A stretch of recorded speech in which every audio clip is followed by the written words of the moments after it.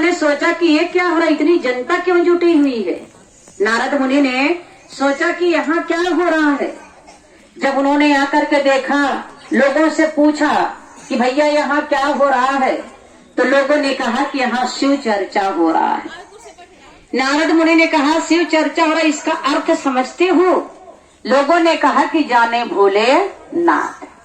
इतनी बात सोच करके लोगों से साहब श्री कहते थे कि जब आपको कोई चीज समझ में ना तो भगवान को ऊपर छोड़ दो। तो उन लोगों ने कहा कि इसका मतलब हम क्या बताएं, जाने भोलेनाथ। भोलेनाथ को कह दिया। नारद मुनि ने सोचा कि जब इनको भी नहीं पता है तो लाओ भोलेनाथ से ही पूछ लेते हैं। नारद मुनि गए कैलाश पर्वत पर, नारायण नारायण करते हुए उन्होंने कहा कि प्रभु प्रणाम। उन्होंने कहा कि बताओ देव ऋषि नारद मुनि, क्या बात है, कुछ हलचल सी मच रही है आपके दिमाग में। उन्होंने कहा कि प्रभु बात तो सत्य है, हमको ये बताइए किसी चर्चे का अर्थ क्या है। भगवान भोलेनाथ ने कहा कि इसका अर्थ जानना चाहते हो तो जाओ, फला जंगल में एक कौवे ने अभी अभी अपने अंडे से 2 बच्चे को निकाला है, और एक के कान में जा करके ही अर्थ पूछ लो। नारद मुनि वहां से चल पड़े। बाबा भोलेनाथ का हुक्म था, कैसे टालते। नारद मुनि आकर के पूछते हैं कि ये कौवे के बच्चे, ये बताओ शिव चर्चे का अर्थ क्या है। जैसे ही उन्होंने इस अर्थ को पूछा, तैसे कौवे के बच्चा प्राण छोड़ दिया। अब नारद मुनि बहुत विचलित हो गए कि ये क्या हुआ, हमने तो इससे अर्थ पूछा, इसने तो अपने प्राण को छोड़ दिया। नारद मुनि भागते हुए आए, प्रभु आपने हमको जो कहा, हमारे पीछे तो एक पाप लग गया। उन्होंने कहा क्या हुआ। उन्होंने कहा कि हमने शिव चर्चा का अर्थ पूछा, कौवे के बच्चा दम तोड़ दिया। अब आप ही बताओ किसका अर्थ क्या है। बाबा भोलेनाथ ने कहा कि नहीं, ऐसा करो कि जाओ, एक सुअर के बच्चे ने, एक सुअर ने जन्म दिया अपने बच्चे को, उससे पूछो उसके कान में कि शिव चर्चा का अर्थ क्या है। नारद मुनि वहां पर आए क्योंकि बाबा भोलेनाथ की बात को टाल नहीं सकते थे। नारद मुनि जब वहां पर आए, सुअर का बच्चा तुरंत ही जन्म धरती पर लिया था। उन्होंने पूछा कि ये सुअर के बच्चे, ये बताओ शिव चर्चा का अर्थ क्या है। जैसे उन्होंने पूछा तैसे शिव चर्चा में, तैसे ही सुअर का बच्चा अपना दम तोड़ दिया। उसके बाद क्या हुआ, नारद मुनि वहां से भागते हुए आए, त्राहिमाम करते हुए बोले प्रभु हमसे बहुत बड़ा घोर अनर्थ हो गया। उन्होंने कहा क्या हुआ। उन्होंने कहा कि हमने जैसे ही सुअर के बच्चे से पूछा किसी चर्चे का अर्थ क्या है, वो भी अपना दम तोड़ दिया। हमारे ऊपर 2 कलंक लग गया। अब आप ही बता दो, हम अब कहीं नहीं जाएंगे। बाबा भोलेनाथ ने कहा कि नारद मुनि ऐसा करो कि जाओ, एक यादव जी हैं, उनके घर पर एक गाय ने अभी अभी बछड़े को जन्म दिया है, आप भी जाओ उनसे पूछो, शिव चर्चा का अर्थ वो बता देगा। अब नारद मुनि आना तो नहीं चाहते थे, लेकिन क्या करते, अर्थ भी उनको जानना था। अब नारद मुनि जैसे ही आए, बछड़ा के कान में पूछे कि ये गैया के बछड़े, ये बताओ शिव चर्चा का अर्थ क्या है।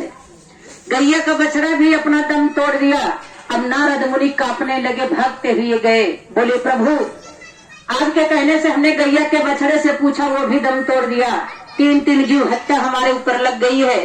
अब आप बताओ कि शिव चर्चा का अर्थ क्या है। नारद मुनि रोते हुए उन्होंने पूछा।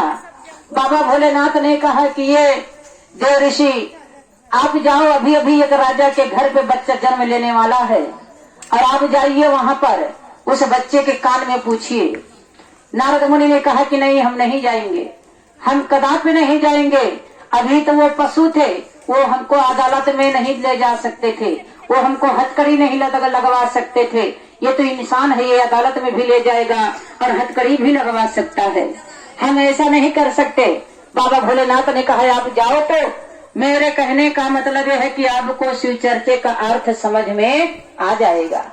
नारद मुनि बहुत कहने के बाद उस राजा के घर आए जहाँ बच्चा जन्म लिया था। नारद मुनि ने कहा एक साधु का भेष बना करके वहाँ पर आए, अलख जमाते हुए, अलख निरंजन करते हुए। बाबा ने सोचा, राजा ने सोचा कि मेरे घर पर कोई महात्मा आए हैं, बड़े दिन के बाद चलो आओ भाग हमारे कि जो महात्मा जी हमारे घर पधारे। उन्होंने क्या किया, उनको अच्छे से बैठाया और नाश्ता पानी सब कराए। उसके बाद नारद मुनि ने कहा कि ये राजन, मैं तुम्हारे बच्चे के कान में कुछ कहना चाहता हूँ। राजा ने सोचा कि बहुत बड़े महात्मा हैं, शायद कोई ज्ञान की बात मेरे बच्चे के कान में कहना चाहता हूँ। उन्होंने जाकर के अपने बच्चे को लेकर के आए और ले आकर के मेरे भाई बहन जैसे ही नारद मुनि के गोद में दिए, नारद मुनि ने उनके कान में कहा किसी चर्चे का अर्थ क्या है। बच्चा तुरंत, एक दिन का बच्चा, एक दिन का शिशु जन्मा हुआ, वो बच्चा तुरंत बोलता है कि देव ऋषि नारद मुनि वो मैं ही हूँ। शिव चर्चे का अर्थ ये है कि पाप से मुक्त होना। मैं वो कौवा का योनि में जन्म लिया था, जैसे आपने मेरे कान में शिव चर्चा बोला, मैं एक पाप से मुक्त हो गया। वो कौवे के मुनि से मुझे मुक्त मिल गई। उन्होंने कहा कि वो दूसरा जो सुअर का बच्चा था, वो दूसरा मुझे वो पाप योनि मिली थी, और मैंने जैसे ही शिव चर्चा का नाम सुना, मेरे कान में आपने बोला, वो दूसरे पाप योनि से मुझे मुक्ति मिली। तीसरा वो था पाप जो मैं गैया के बछड़े के रूप में जन्म लिया था।